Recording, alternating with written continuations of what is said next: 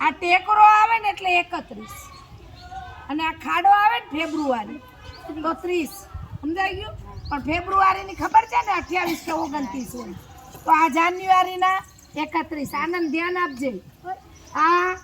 30 March 31 April 30 જૂન 31 ના April પછી જૂન April જુલાઈ March April જૂન હા મે જો મહિનો ભૂલાઈ ગયો આ મે ટેકરો એટલે 31 જૂન ખાડો એટલે 30 જુલાઈ ટેકરો એટલે 31 જો પછી ઓગસ્ટ ટેકરો આવ્યો 31 પછી સપ્ટેમ્બર